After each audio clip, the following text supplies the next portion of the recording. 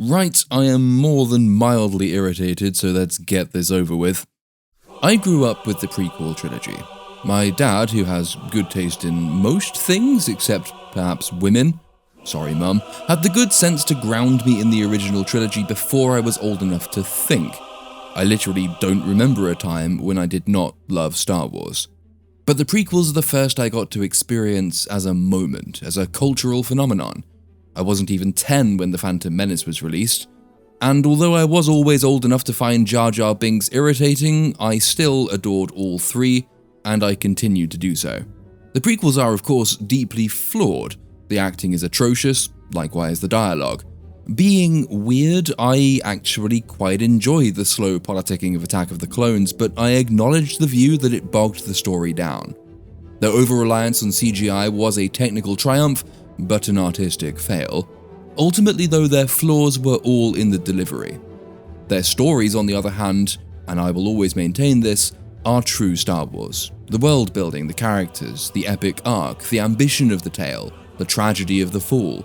The prequel trilogy had Wagnerian aspirations, and the Duff Notes did not destroy the ambition. Which is why, in the days leading up to the debut of Obi-Wan Kenobi on Disney+, I had to work to limit both my anticipation and my trepidation. This was always a show with significant potential, one that could, and I stress the hypothetical, have continued and built on Revenge of the Sith's epic close and toward A New Hope's epic beginning. It could have been one of the darkest, deepest, most character-rich entries into the remade canon, dwelling on Obi-Wan's fall and the despair it entails, but telling a profoundly optimistic story in the best traditions of the franchise. After all, we already know its end, and the show's responsibility was to give Obi-Wan a fitting redemption story, bringing him from the total loss of the prequels to the knowledge and the stoic wisdom of the original trilogy. I committed to discard a number of meta-criticisms in order to come at this series as neutrally as possible. This is not to say that these criticisms are invalid, simply that it's not always helpful to a review to preemptively reject art based on flaws it is not itself responsible for. I understand those who repeat that all roads lead to Jake Skywalker and any preceding entry is necessarily tarnished by the fact, though I don't entirely agree with that. Similarly, I decided to omit the franchise's broader malaise and not preemptively damn this show by its associations. Simply saying it's Disney Star Wars should not excuse a reviewer or a critic from treating with individual entries on their own terms. Should its faults resemble those of other Disney Star Wars products, then of course, it's not only permissible but important to explore why that is, what it is about Disney's corporate practice and culture that so reliably creates terrible rat. But any actual analysis of the sequel trilogy, The Mandalorian and the Book of Boba Fett reveals that the fact of failure is the common thread, but the manner of failure is particular to each. They share important characteristics, but the Book of Boba Fett is not flawed in exactly the same way The Last Jedi is, and in turn The Last Jedi is not flawed in the same way as The Rise of Skywalker.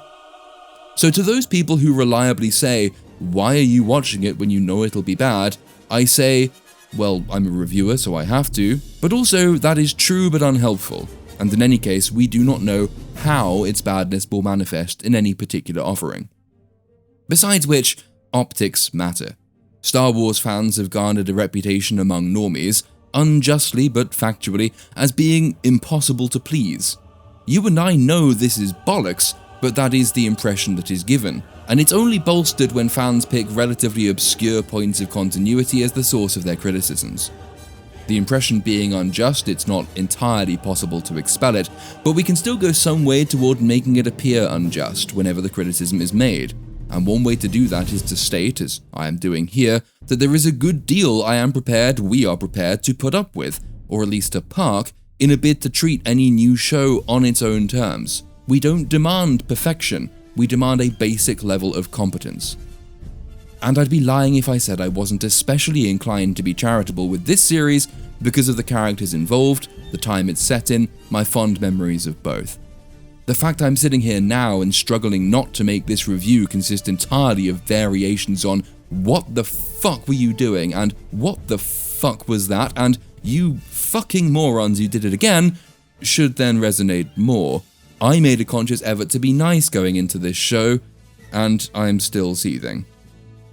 It was doubly hard to keep up this standard, because the favour was not returned. It's absurd anyway that we should have to make this effort to begin with. This is Star Wars we're talking about. We shouldn't have to list all the faults we're going to try and ignore, because Star Wars is supposed to have us feeling hopeful and excited, not weary and wary of being raped in every orifice by employees of the mouse. Yet that is where we are with Star Wars. We are expected to be kind to its owners and its writers, and to treat them with kid gloves, to watch what they produce in the way we'd watch Sports Day at the special needs school. We're required to lower our standards to the floor just to give their new shows or their new films a chance. And quite rightly, a great many people aren't prepared to do that anymore. And what do we get as thanks, besides yet more rotten shows? Well, we are insulted. Insulted not just by the garbage they produce, but for daring to criticize the garbage they produce. As I sat there making lists of things I'd not used to prejudge Obi-Wan, Disney was prejudging its own fans in case they complain that yet another show they've made is shit. Moses Ingram was pre-prepped with the usual attack lines, "Be prepared for racist fans to complain." As she herself said, diversity in Star Wars is long overdue because if you've got talking droids and aliens but no people of colour, it doesn't make any sense. It's 2022, you know, so we're just at the beginning of that change. But I think to start that change is better than never having started it.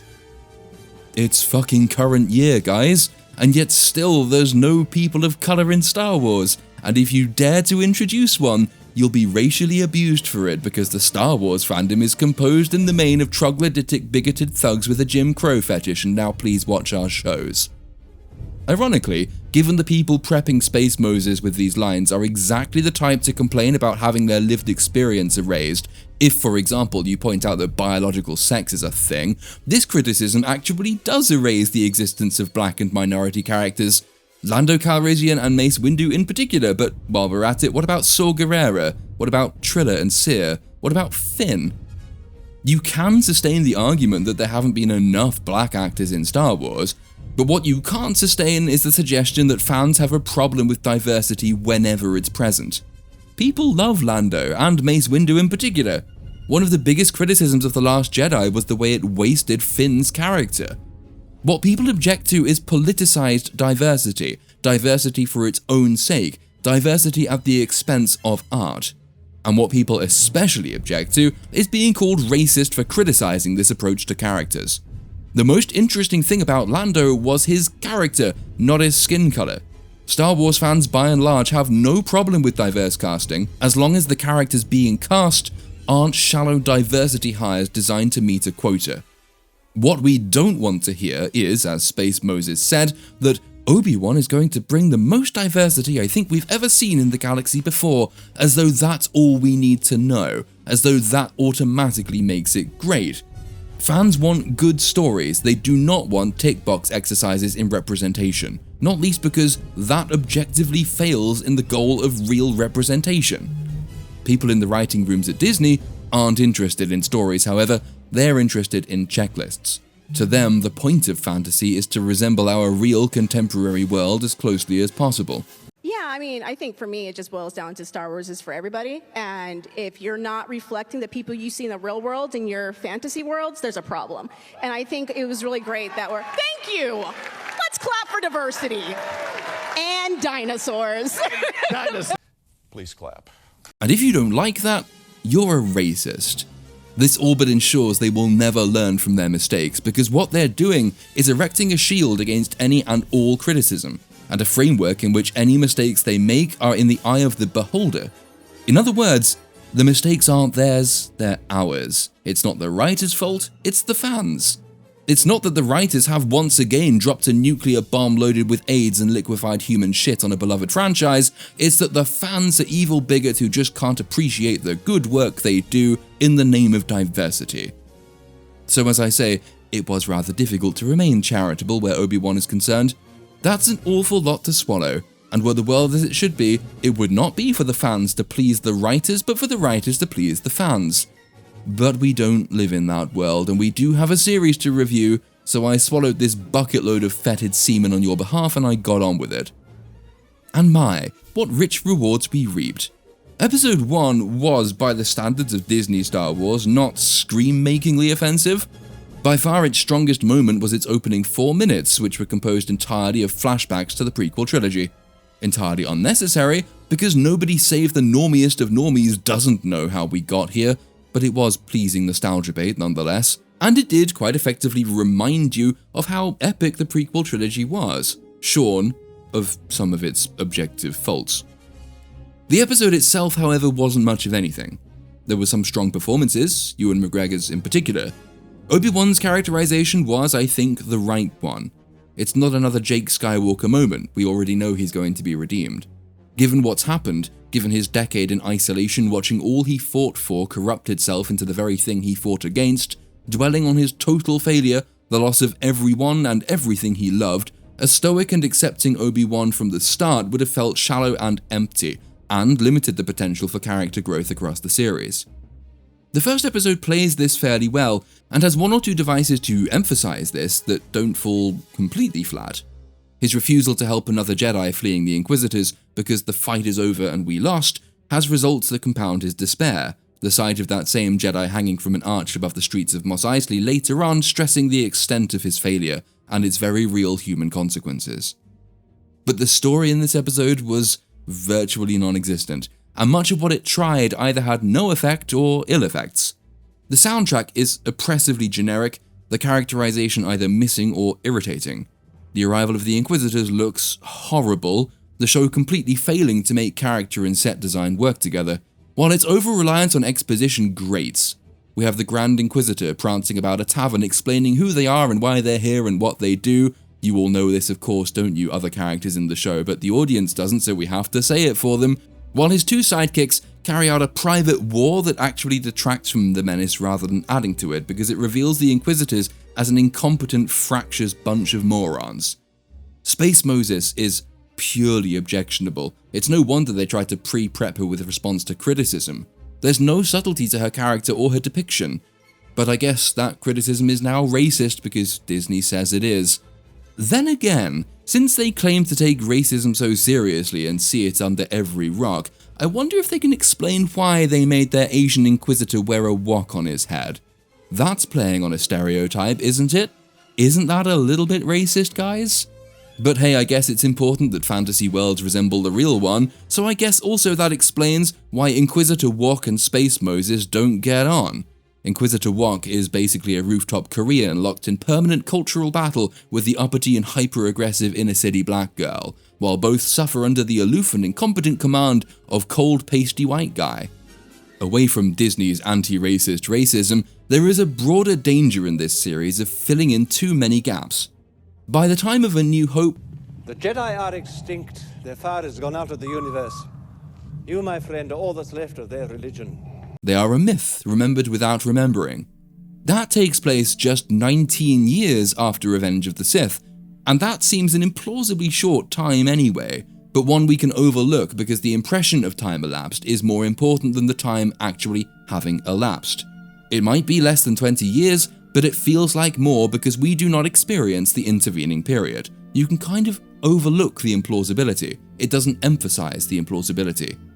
Kenobi, however, fills this gap. It's set pretty much equidistantly between Revenge of the Sith and A New Hope, 10 years after the former, 9 years before the latter. But this has the effect of calling attention to that implausibly short time lapse.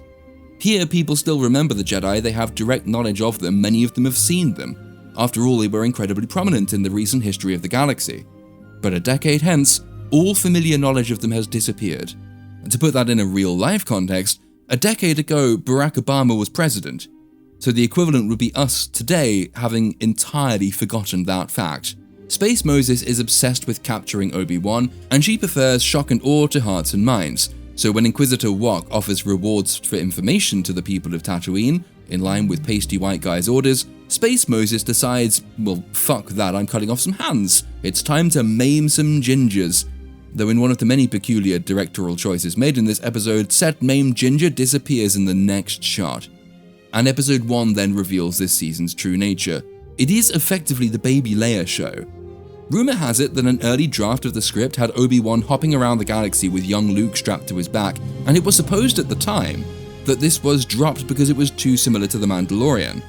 But when young Leia gets kidnapped on Alderaan, it becomes very clear that this was not the reason. The writers simply preferred a female MacGuffin to a male one. Young Leia has some charm to her, but it is entirely squandered by the writers' utter lack of subtlety. She is portrayed as a prodigy, a hyper-intelligent, psychologically astute verbal virtuoso, able to tear apart her antagonists with unsurpassably smart wits. Except, as we'll see, where the show needs her to be dumb in order for the plot to happen, in which case this child genius devolves to an intelligence matching her age. As when we see her run some 53 through a forest clearing toward a sinister thug in plain view who's come to nab her before she stops and says, "Oh, who the hell are you?" The writers are hamstrung by their inability to write scenes with their characters and actors in mind. Young Leia's actor is a slow runner, even by the standards of a child, so what you really don't want to do is have her involved in protracted chase sequences being pursued by fully grown adults, because that would look absurd.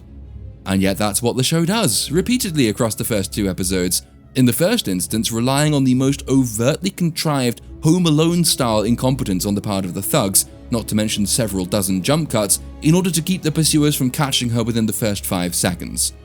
Plot-convenient trip hazards and resetting positions between cuts drags the scene out, but that only allows us more time to appreciate its absurdity. And there's no need for this. The chase sequence doesn't add anything except that absurdity. A quick catch would have allowed more time to pursue consequential scenes and developments later on, but these incompetent hacks have never seen an opportunity they aren't prepared to squander, and so squander it they do. All this establishes the premise on which the rest of the season will presumably be based. Young Leia having been kidnapped, Bail Organa turns to Obi-Wan for help. Obi-Wan declines because he's not the man he once was, and somebody else would be better for the job, because he would only make things worse for Leia anyway, and in any case he has to stay and protect Luke. Now you only have to be 1/20th as smart as young Leia to spot that this explanation contradicts itself. If proximity to Obi-Wan is bad for Leia by Obi-Wan's own account, then protecting Luke should require that he leaves Luke behind, because proximity to Luke would also be bad for him, no? But the show doesn't pick up on this and instead decides to tell us, overtly, that the girl is just as important as the boy, and that finally sways Kenobi to put on his disguise, which inconveniently makes him look more like a Jedi, and go and dig up his old lightsaber and then jet off across the galaxy to rescue young Leia. The close of episode 1 sees what world building they've done begin to fall apart. We've been led to believe that it's incredibly dangerous being a Jedi, and yet Obi-Wan flashes his lightsaber as a passport to get him off-world. Why the people of Tatooine should be so fond of the Jedi, given it's a backwater world with no established connection to them at this point, is unclear. The Phantom Menace reveals how distant and alien the Jedi are to this world. Why Obi-Wan would risk flashing his lightsaber on the assumption it would get him favors, as opposed to increase the risk of his capture? That's likewise unclear. But this is a minor fault compared to the travesty that is episode 2, where we're introduced to a new character on a new planet who dresses up as a Jedi in order to con people out of their credits, which would be an absurd thing to do based on the rules the galaxy has already established, given the risks involved and how easy he is to find. And he is ridiculously easy to find. Obi-Wan turns up and approaches a random drug dealer on the street to ask her for information, and she tells him there's a Jedi next door who can help him. None of this is minor, because it actively works against the sense of fear and oppression the show is supposed to be trying to create. You can't simultaneously believe the Jedi have been hunted to the brink of extinction by hyper-evil malicious Inquisitors in the name of an all-powerful galactic empire, and at the same time believe that comic relief characters go about dressing up as Jedi on Imperial-controlled worlds in order to make a quick buck. We learn that Leia was kidnapped on the orders of Space Moses, once again going behind pasty white guys' back with no consequence, because she found in records that Obi-Wan and Bail Organa used to know each other, and so naturally Obi-Wan would come out of hiding to help his friend. We're meant to believe that these super evil Inquisitors, the greatest threat to the Jedi, never looked into that before? They never, until now, found anyone who knew Obi-Wan Kenobi, one of the famousest Jedi that ever lived? That they never before thought to try anything like this? And even if they did, that it would ever have a chance of working? Bear in mind, Space Moses only knows that Bail and Kenobi knew each other. She doesn't know how well, she doesn't know who Leia is, or that Obi-Wan has any connection with her, in which case the plan rests on Obi-Wan being so stupid that he'd break cover, which she already knows he isn't, which is how he's escaped capture for a decade. But then, because the plot needs to happen, Obi-Wan obligingly does break cover to go and rescue Leia, and this is where the show's incompetence turns into a massive great fuck you to Star Wars fans, because it starts breaking the original trilogy. Everyone remembers Leia's hologram saying, "Help me, Obi-Wan Kenobi. You're my only hope." Everyone, that is, except the writers of Obi-Wan Kenobi. What's the reason Leia gives for appealing to Obi-Wan for help? "Years ago, you served my father in the Clone Wars. Now he begs you to help him in his struggle against the Empire." In other words, she does not personally know Obi-Wan. She has no direct connection with him. She's had no prior exchange with him by the time of A New Hope. They have no points of familiarity she can appeal to. She appeals to him on the grounds that he knows her dad. Except that now, of course, she has this incredibly close-lit and dramatic relationship with him. And it's not just a passing familiarity. Episode 2 sees Obi-Wan rescue baby Leia from the intergalactic mafia on the first alien world she has ever visited. They cross a city together, with her loudly wondering why he's refusing to use the Force in public. More plot convenient stupidity from this insanely clever child, and then she runs away from him because he won't. He chases her across the city, while dinosaur bounty hunters chase both of them. She sees gunfights, she gets shot at, she falls off a roof, he saves her with the Force. They get chased by Space Moses, she sees lightsabers, Obi-Wan saves her from the Inquisitors, and yet come A New Hope, we're meant to believe she remembers the sum total of fuck all about any of that. This isn't some insanely minute or arcane fan complaint about a minor point of continuity. This is the show wrecking the premise of the film that kicked off the whole franchise. You can forgive the odd slip, you can forgive the occasional forgotten fact, or a clumsy attempt to slot into continuity. But there is a vast difference between simple mistakes and fucking with the entire franchise, undermining the original trilogy because of laziness or carelessness in order to make a quick buck for Disney+. There's no reason for this. You could write a better story. This is basic stuff. The writers here are being pointlessly destructive. It's not just incompetence either, it's consequential incompetence, the kind that can only come about if you do not give a fuck about one of the biggest, best-loved franchises in the history of fiction, the one you are privileged to steward. There are fans and writers out there who would give their organs to write new chapters of Star Wars, and they would still do it for free. There are people who care about this, care enough to know even the basics of it. It doesn't require even an insanely high nerd level to get this stuff right. We're not talking about a minor event in one of the animated shows, we are talking about the setup of the original fucking film. There is no excuse for getting this wrong. This impacts now how everyone has to watch A New Hope, because if you first watch Kenobi, or if you watch Kenobi and then go back to A New Hope, you are compelled to forget or overlook, or otherwise just deliberately choose not to care about the fact that it's been made to contradict the story it started. Less importantly, but still annoyingly, it cocks up events in the animated shows as well, as later on in the timeline, Leia meets Ezra Bridger and Kanan Jarrus, and doesn't mention that Obi-Wan, one of the greatest Jedi in history, is still alive. So we're forced to believe that she just... Again? Dave Filoni was involved in both of these shows, how the fuck did he not spot this? Just get fucked, Disney, go stick a lightsaber up your cock. This is absurd. It is appalling. I'm appalled. You're appalled. I'm appalled. I just can't believe it. I'm appalled. Trying to be nice to this show. The stupidity doesn't end there, of course. Oh no. Space Moses corners Obi-Wan and is about to capture him when Pasty White Guy appears from nowhere and stops her. She quite justly points out that her plan has worked, she's found Obi-Wan, he's hiding literally behind that box over there, and Pasty White Guy stops her and says he won't let her incompetence let the Jedi escape, and so she stabs him and Obi-Wan escapes. I would say they have to bring him back, because canonically the Grand Inquisitor isn't meant to die until several years later, but given how much this show forgets about its own canon, I wouldn't be surprised if they just didn't bother. Also, it's very hard to read this as anything other than a racialized subplot.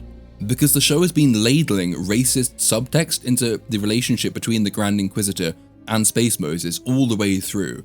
There is literally an extended scene of dialogue where he attacks her and insults her and says, she's from the gutter, she has a lower nature, he can smell her stench, she will never overcome her lowly background.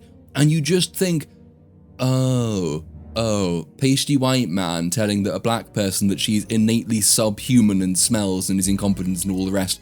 None of this fucking works, except if you read it as an overtly racialized storyline. And I'm not at all surprised to find that that's the case. Moving on, Obi-Wan is of course going to spend much more time with Leia over the course of this show, because he escapes with her and the implication seems to be that they're going to run across the galaxy together trying to escape Space Moses, who I'm sure will suffer no comeuppance for her murderous insubordination, before, if the leaks are to be believed, she turns to the light side and saves Luke Skywalker, in events that will then completely undermine his own introduction in A New Hope. To be clear, for that film to work, Luke cannot see a lightsaber in this show. He cannot see Obi-Wan engage in any meaningful act. He and Obi-Wan cannot engage in any meaningful or memorable way, because if they do, his scant knowledge of the old Jedi in A New Hope and his complete ignorance of lightsabers will then make no sense. But the show's already committed a mistake of that magnitude. It's already showed it doesn't give a single solitary fuck about the integrity of the original stories, the very reason it exists in the first place, so what's to stop them throwing yet more shit at the best-loved films in cinema? I was prepared for this show to be bad. Everything else Disney has done, with the arguable exception of Rogue One, has been. But just when you think you've seen it all, Disney finds another way to surprise you. It reveals some new extent of its disregard for fans, of its willingness to rape the franchise, of its criminal negligence, and its utter lack of integrity. It takes all these stories with all their undeniable potential, because there is great potential in each of the stories it tells. It dangles the member berries, and then it sucks you in the mouth and throws that potential in the gutter. There is no tale it cannot wreck, no character it will not destroy, no timeline it will not fuck with, no event it will not retcon, and no lore it will not disregard for its own convenience. And with each new catastrophe, it closes off another opportunity that a decent writer could have used to faithfully expand the stories everyone knows and loves. Everyone, that is, except these morons, these culturally destructive morons at Disney. These people should be ashamed of themselves, but it's not apparent that they are capable of feeling shame. They are shameless people. They do shameless things. There might one day come a time when we've moved past this artistic nihilism and remembered the value of stories and how to tell them well. But if we carry on as we are, there won't be a Star Wars left to salvage in this brave new world. It will be counted on the long list of casualties of the empty, callous, morally and creatively bankrupt era we are now being forced to endure. It should not be this way, but it is. This show is abysmal, but more so than other abysmal entries in the Disney canon, like the Book of Boba Fett, its abysmal nature is doing direct and deliberate damage to the original films in this franchise. The Book of Boba Fett was lazy, relatively harmless morondom. This series is worse for the damage it is doing, consciously or not, to its entire reason for being. There is no excuse for it, and it's only going to get worse. This could have been great, and instead it is shit. That will be Disney's epitaph, the epitaph for the entire Disney era of Star Wars, and regrettably it would seem the Disney era will be the final era of Star Wars. That is a miserable note on which to end, but having just sat through both of those episodes, that is the only note on which to end.